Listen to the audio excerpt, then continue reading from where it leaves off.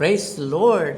Dakila ang ating Panginoon. Tunay po na napakabuti po ng ating Diyos sa ating mga buhay. Sa mapagpalang umaga po, Pastor Bobby Librado, Pastora Cynthia, Pastor Joel, at sa lahat ng mga kapwa natin mga pastor, mga kamanggagawa sa ubasan ng Panginoon, at maging sa mga faithful saint ng ating Panginoon na kasama po natin sa The Nights of Praise. At the same time po ay sa mga kapatiran sa bawat iba't ibang sulok ng bawat bansa. Amen. So ating lahat, ang biyaya pagpapala ng Panginoon, isang malaking karangalan muli na kung saan ay makapagbahagi ng salita ng Panginoon at samantalahin ko yung oras na kung saan ay talagang napakatuloy ng oras. Amen. At tayo po ngayon ay magbasa ng banal na kasulatan. Proverbs chapter 3 verse 5 to 7. Ang sabi po, trust in the Lord with all your heart and lean not on your own understanding. In all your ways submit to Him and He will make your paths straight. Do not be wise in your eyes, fear the Lord and shun evil. Tumiwala ka sa Panginoon ng buong puso mo. Huwag kang manalig sa iyong sariling kaunawaan. Kilalanin mo siya sa lahat ng iyong mga lakad at Kanyang ituturo ang iyong mga landas. Huwag kang magpakpantas sa iyong sariling mga mata, matakot ka sa Panginoon at humiwalay sa kasamaan. Joshua chapter 1 verse 9, I have commanded you, be strong and courageous, don't tremble or be terrified, because the Lord your God is with you wherever you go. Amen. Tunay po na makapangyarihan ang salita ng Panginoon. Ito ay isang magandang encouragement sa ating buhay na pamagatan ko, kapatid. Amen. Staying strong. Amen. Tayo po ay manatiling matatag, malakas, lalo na sa presensya ng ating Panginoon. Ang tanong nga, kapatid, bakit kailangan natin na tayo po ay maging malakas, matibay, matatag sa ating pananampalataya? Ito po ay inuutos ng ating Panginoon kay Joshua. I have commanded you, be strong. Amen. Hindi lang kay Joshua, kapatid, kundi sa bawat may covenant sa ating Panginoon na kung saan ay naabot ng salitang ito bilang mga mananampalataya, sundalo ng ating Panginoon. Ito po ay hindi utos ng pastor, ito po ay utos ng ating dakilang Diyos na sabi niyan, magpakatatag kayo. Amen.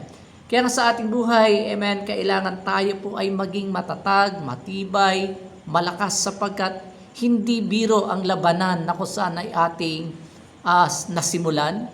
Hindi biro po ang labanan na kung saan ating sinusuong sapagkat sa ating buhay, isang magandang bagay lang na kung saan ay ating nagagawa. Na bago mapid ang labanan, amen, lagi tayong nananalangin kada umaga sa harapan ng ating Panginoon para lahat ng mga bagay na kailangan natin ay mapanatili po natin na tayo po ay maging matatag, matapang sa pakikipagbaka sa mga gawa ng ating kaaway. Kung titignan natin makapid sa ating buhay ang ating katawan, ang dami po natin ginagawa para tayo po ay maging strong. Kailangan natin ang vitamins, kailangan natin ang exercise, kailangan natin ang tamang pagkain, kailangan din po natin ang tamang pahinga, tulog, at the same time, kapatid, ang ating buhay bilang isang tao, amen, nagagawa natin kung saan palakasin ang ating immune system, amen. Ganyan po, pag ikaw po ay gustong maging malakas, matibay, kailangan subukin mo ang lahat ng bagay na kung saan ay pakinabang sa ating buhay at lalo na sa ating mga katawan. How much more ang ating espiritualidad sa harapan po ng ating Panginoon. Kaya kung titignan natin, amen, sabi nga ng Panginoon, ang isang matibay na Kristiyano ay pinakakain po niya ang kanyang buhay sa pamagitan po na salita po ng ating Panginoon. Kaya nga sabi po ng ating Panginoon, hindi lang sa pagkain nabubuhay ang tao, kundi sa bawat salita ng Diyos. Kaya ibig sabihin, kapatid, kung mahal natin ang ating katawan, mahalin din po natin ang ating espiritu, yung ating kaluluwa, na kung saan ito po ay kinakailangan maging matatag, matibay sa harapan po ng ating Panginoon. Kaya nga ang God's Word ay pagkain ng ating kaluluwa. Kaya nga sabi po ni Job ay ganito, "Neither have I gone back from the commandment of his lips. I have esteemed the words of his mouth more than my necessary food." Kaya nga sa ating buhay, amen, pagkain ng kaluluwa natin ang salita po ng ating Panginoon. Kaya early in the morning, kapatid, amen, kaya kinakailangan natin, kapatid, ang ilaw na yan, ang pagkain na yan sa pamagitan, sapagkat ito po ay napakahalaga bilang isang mananampalataya na tayo po ay makakain ng tama sa harapan po ng ating Panginoon. Kaya nga sa ating buhay, kapatid, kinakailangan i-align natin ang ating buhay sa pamagitan po ng salita ng ating Panginoon. Kinakailangan, kapatid, amen, ayusin natin ang ating pamumuhay bilang mga mananampalataya. Kung gusto mong ikaw ay tumibay, lumakas bilang mananampalataya, ayusin po natin, iayon po natin sa salita po ng ating Panginoon, sapagkat kung ikaw po'y namumuhay sa salita ng Panginoon, hindi ka kayang tinagin ng mga tao na kung saan nagmamarunong pagdating sa salita ng Panginoon. Amen. Na kahit ano yung bato nila sa iyong buhay, amen, dahil ikaw po'y masasabi natin na kung saan bihasa na, o sabihin natin, kapatid, na ang iyong buhay ay ginugol mo sa pag-aaral ng salita ng Panginoon. Kung ikaw po, amen, laging laman mo ang salita ng Panginoon sa iyong buhay, hindi kaya kang tinagin ng kahit sino man, amen, na kung saan kahit mga hidwa ang pananampalataya, hindi ka basta-basta magtitinag, sapagkat ikaw ay matibay na mananampalataya. Ang isang malakas, matibay na Kristiyano, kapatid, amen, dapat po ay ating binabalangkas, ating pinagtitibay ang ating pananampalataya. Anumang circumstances na dumating sa ating buhay, pagsubok, amen, persecution, o ano pa man, discouragement, kapatid, kailangan natin, amen, napapagtibayin natin ang ating pananampalataya. Kailangan i-align natin ang ating pananampalataya sa Panginoon, sapagkat alam po natin na walang ibang makakatulong sa atin, walang iba kundi ang ating dakilang Panginoon. Kaya nung si David po ay na-distress, amen, sa kanyang mga hawak na tamapin, na siya po'y pinagnanaisan, na siya po'y batuhin, amen, dahil ang kanilang pamilya po ay masasabi natin, kapatid, naging bihag ng kaaway. Pero si David, kapatid, instead na siya po, kapatid, ay mawala ng pag-asa, ang kanyang pananampalataya po'y nakasandig sa ating Panginoon. Amen. At si David strengthened himself in the Lord his God, na kung saan ay makikita natin, pinagtibay po niya, pinalakas po niya ang kanyang sarili, sapagkat sa ating buhay, walang ibang makakatulong sa iyo ngayon. Amen. Kung hindi ka kayang tulungan ng kapatid mo sa pananampalataya, kailangan tulungan mo ang iyong sarili na ilapit mo. Amen. Ang iyong sarili sa ating Panginoon. Kung wala nang tatapik sa iyong balikat, kung wala na, kapatid, na kung saan ay mag-i-encourage sa iyo, encourage yourself sa harapan po ng ating Panginoon, sapagkat ang isang matibay, matatag na Kristiyano, naka-align ang kanyang pananampalataya sa ating Panginoon. Hindi po pwede, kapatid, amen, na ikaw po ay makompromise ang pananampalataya mo sa Panginoon, sapagkat marami po na umaasa sa atin na bilang isang Kristiyano, tayo po'y matibay na mga mananampalataya po sa harapan po ng Diyos at sa harapan ng mga tao, maging sa ating mga kapatiran. Kailangan yung ating faith malakas, amen, matibay, na kahit maraming pagsubok na dumating sa iyo, kapatid, amen, lagi mong tandaan, mas malaki ang Diyos natin kaysa sa mga problemang dumarating sa atin, amen. Kaya nga sa ating buhay, i-align po natin ang ating pananampalataya sa Panginoon, dahil kung naka-align ang ating pananampalataya sa Diyos at sa Kanyang salita, amen, hindi tayo kayang tinagin, sapagkat tayo po ay nakatuon, tayo po, kapatid, amen, ay masasabi natin nag-ugat na yung ating pananampalataya ang ating espiritualidad sa harapan po ng ating dakilang Panginoon.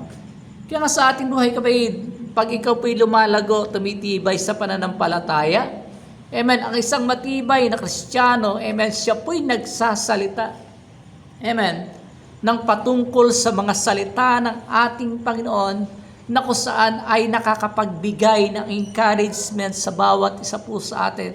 Lagi po natin tandaan, amen, makapangyarihan ang bawat salita na namumutawi sa ating mga bibig.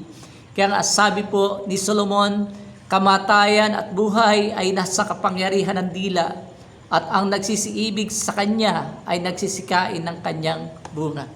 Bilang isang matatag, matibay na isang Kristiyano, amen, malago na Kristiyano, amen, binabantayan po nila yung ating mga pananalita, binabantayan po nila yung bawat bigkas ng ating salita, lalo na sa ating pananampalataya. Amen. Kaya sa ating buhay, amen, ang kanyang salita at ang ating pakikipag-usap sa kapwa natin mananampalataya, kinakailangan i-align din natin maging ang ating mga kaisipan na kung saan ay isang makadiyos na kaisipan na kung saan sa ating buhay, amen, hindi dapat ito mawala sa atin. Kaya nga, bilang isang mananampalataya, nakikita po sa pamagitan po ng ating salita kung tayo po'y malago na sa harapan ng ating Panginoon, kung ang salita ng Diyos ay ating isinabubuhay, amen, kinakailangan talaga naka-align tayo sa salita po ng ating Panginoon. At sabi po ng Ephesians, at hindi din nararapat na marinig sa inyo ang mga malaswa o walang kabuluhang usapan at masamang biro, sa halip maging mapagpasalamat tayo sa ating Panginoon. Ang binago ng Diyos na Kristiyano, hindi po yan malaswang magsalita. Amen. Hindi po siya bastos, bagkus siya po ay maayos ang kanyang panalita at hindi po siya nagbibiro na kung saan ay nakakapanakit. Amen. Sa ating buhay, kaya nga sabi po ni Pablo kay Timothy, iwasan mo ang mga usapang walang paggalang sa Diyos, sapagkat ang mga iyan ay lalong naglalayo ng mga tao sa Diyos. Amen. Kaya ang hirap po, amen, sa ating kapanahunan ngayon, ang dami na po na kung saan nagdudunong-dunungan pagdating sa salita ng Panginoon, kanya-kanya sila ng view, mga bagay na kung saan ay para lang, amen, maging maayos ang kanilang presentation, ay masasabi natin, kapatid, nangyayari po ngayon, amen, sa ating mga kasalukuyan, ating mga naririnig. Marami na po ngayon nakikinig sa iba't ibang masasabi natin, kapatid, na kung saan ay content creator, na kung saan ay para lang, amen, mapaganda yung kanilang buhay, amen, ginamit nila yung salita ng Panginoon, pero hindi naman tama yung kanilang ginawa, sapagkat instead na makatulong sa pagbabahagi, pagmamalakaya ng salita ng Panginoon, sa katitibay ng mga ibang miyembro, kapatid, amen, ang nangyayari po, nagkokos ng division, amen. Kaya sa ating buhay, sabi po ni Pablo, iwasan mo ang mga usapang walang paggalang sa Diyos, sapagkat ang iyan ay ang lalong naglalayo ng mga tao sa Diyos. Amen. Kaya sa ating buhay, instead na usapan na kung saan ay makamundo, amen, isipin po natin ang usapang makalangit, na kung saan ibahagi po natin ang salita ng Panginoon para sila din po ay maligtas at higit sa lahat sila po ay tumibay sa harapan po ng ating Panginoon. Kaya isang matatag na Kristiyano, amen, hindi mo yan makikita magkamali. Amen. Siya po ay nagiging matatag sa kanyang buhay. Kaya nga sabi po na Ephesians chapter 4, verse 25, binabantayan po kasi yung ating mga pananalita, maging sa ating communication ng mga tao, kapatid. Kaya nga sabi po ni Pablo, kaya huwag na kayong magsisinungaling, ang bawat isa'y magsabi ng katotohanan sa kanyang mga kapatid kay Kristo, dahil sa kabilang tayong lahat sa iisang katawan. Amen. Sa ating buhay, nangyayari po, amen, nakakalungkot na may mga Kristiyano pang nagsisinungaling. Amen.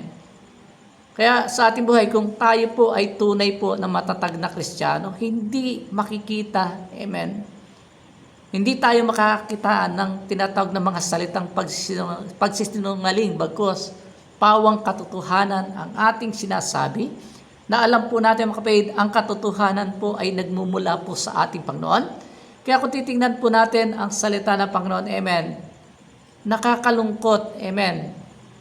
Marami po ang gumagawa ng alibay, marami pong gumagawa ng mga bagay para lang po sila mga kapatid ay magkaroon ng tinatawag na justification sa kanilang mga sarili, amen, na kung saan ay wag sila kapatid ang pag-usapan. Sa ating buhay, amen, ang isang Kristiyano, wala pong sinungaling. Sapagkat ang sabi po ng Panginoon sa banal na kasulatan, walang sinungaling na makapagmamana ng kaharian ng ating Panginoon.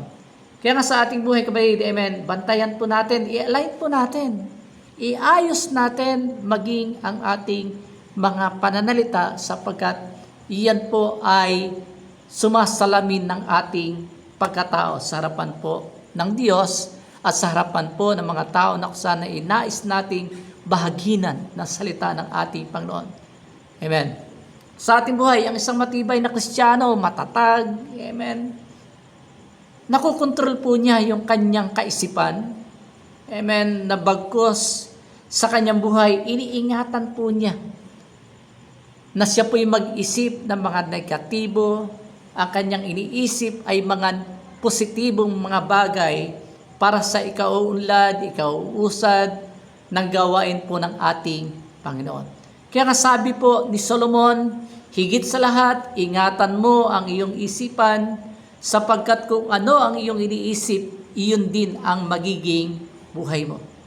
Kaya nga sa ating paglilingkod sa Panginoon, amen, ang sarap isipin, amen, na ang layunin ng Diyos sa atin, ang ebanghelyo ng Panginoon, gusto ng Panginoon tayo po ay mamuhay na may kasaganahan, amen, at hindi nais ng Diyos na tayo po ay maghirap, bagkus tayo po ay managana, at the same time tayo po ay maging pagpapala po sa sangkatauhan. At sa buhay natin, kapatid, makikita po natin kung ang isipan po natin na tayo po ay mahirap. Amen. Talagang hanggang diyan ka na lang na mahirap. Tinawag ka ng Diyos hindi para maging buntot, kundi ikaw po ay maging ulo.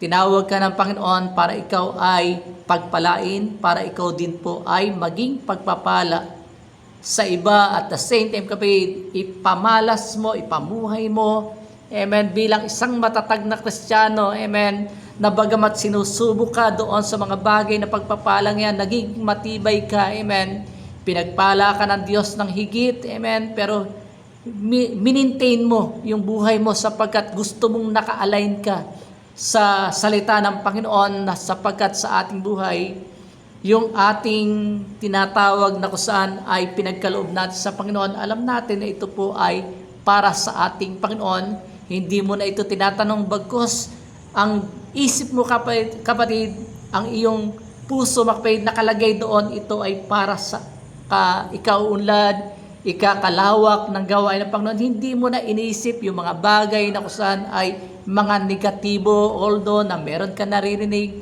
pero ikay nagpapatuloy po sa gawain po ng ating Panginoon.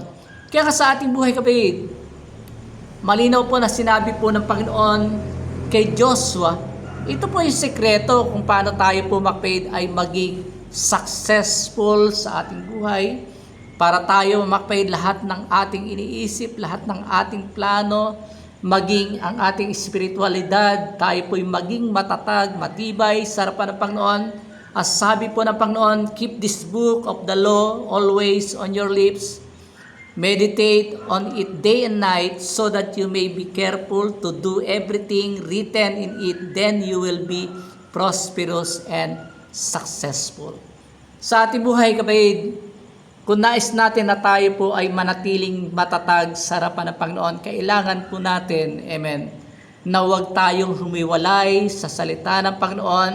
Higit sa lahat, kapatid, ang sekreto ng pagiging matatag, matibay, very powerful na Kristiyano, kailangan po natin ang Santong Espiritu ng ating Panginoon na siyang nagbibigay sa atin ng kalakasan, na siyang nagbibigay sa atin ng kapangyarihan, na siya nagbibigay sa atin ng karunungan, na siyang gumagabay sa atin. Amen. Kaya nga sa ating buhay, amen, tayo po'y lumakad na ayon sa Espiritu ng ating Panginoon, sapagkat kung tayo po ay hiwalay, tayo po kapatid ay wala sa hulog ang ating paumuhay. Amen. Paano tayo magiging matatag sa harapan po ng ating Panginoon? Dahil kung lahat ng bagay makapait sa ating buong pagkatao, buong kaluluwa kapait, naka-align ang ating espiritualidad sa salita ng Panginoon, maging ang ating mga pananalita naka-align sa Panginoon, maging ang ating pananampalataya kapatid ay matatag sapagkat isinandig talaga natin, isinuot talaga natin kapatid yung katibayan ng pananampalataya, naka-align tayo sa bawat salita ng ating Panginoon, naka-align tayo kapatid, amen, sa ayon sa kalooban ng ating Panginoon. Magugulat ka isang araw kapatid, iaangat ka ng ating Panginoon at makikita mo sa buhay mo kung paano kumikilos ang ating Panginoon. Dahil kung ang naka-align ka sa harapan ng Panginoon, maging ang tinatawag na glory ng Diyos ay makikita sa iyo at the same time, amen, gagamitin ka ng Panginoon sa pamalakaya ng kaluluwa at the same time kapatid, magugulat ka isang araw,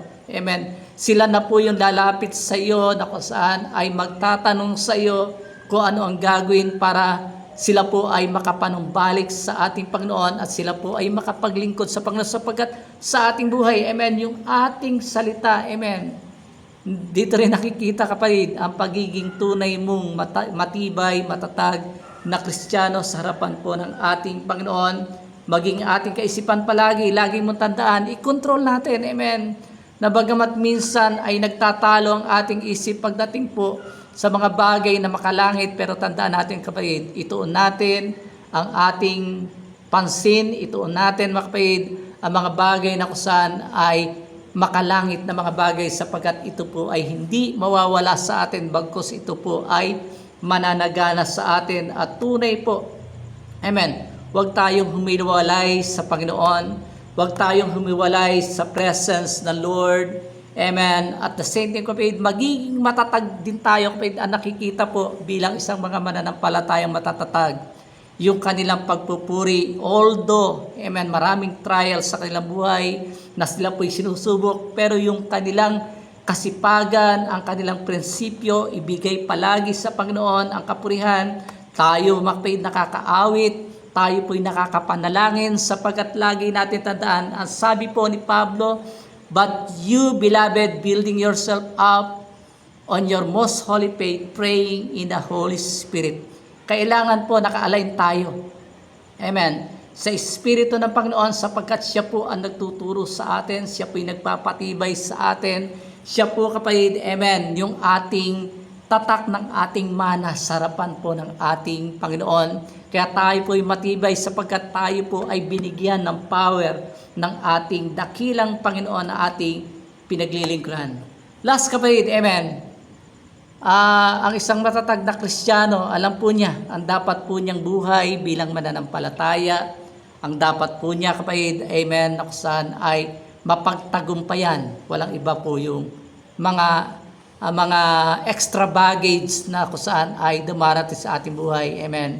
Huwag tayong manatili sa mga bagay na kung saan nagiging sagabal, amen, sa ating buhay, mananampalataya, maging ang ating eternity. Huwag po natin, amen, na ito po ay isa walang bahala, kapatid, amen. Sabi po ni Pablo kay Timothy, amen, sabi po niya doon, kapatid, ay ganito, let them name it in the name of Christ, depart from any form of iniquities. Sa ating buhay, tanggalin po natin yung mga pabigat na yan. I-align po natin. Amen. Ang isang mananampalataya, umiiwas po sa pagkakasala. Ang isang mananampalataya, kapatid, inaayos niya yung kanyang buhay, ang kanyang relasyon sa harapan ng Panginoon, na kung saan, amen, sa kanyang pagkatao, sa kanyang puso, kapatid, amen, katulad ni David, ang sabi niya, ang iyong kautusan, o Diyos, ay aking tinago sa aking mga puso, upang ako'y huwag magkasala laban sa iyo. I-maintain po natin ang ating buhay sa paglilingkod sa Panginoon, pagtitiwala, lagi natin pakainin ang ating kaluluwa sa pamagitan ng ating salita ng ating Panginoon. Bantayan po natin lahat, amen, na mga bagay na pwede, amen, makapagpahina sa atin, lalong-lalo na ang kasalanan. Sa umagang ito, kapatid, amen, alam ko na tayo po ay matagumpay, tayo po ay guided, tayo po ay laging filled ng Holy Ghost ng ating Panginoon. Lagi natin tandaan, be strong always sa harapan po ng ating Panginoon. Manatili tayong matatag hanggang sa pagbabalik po ng ating Panginoon. Pagpalain tayo ng ating dakilang Panginoon.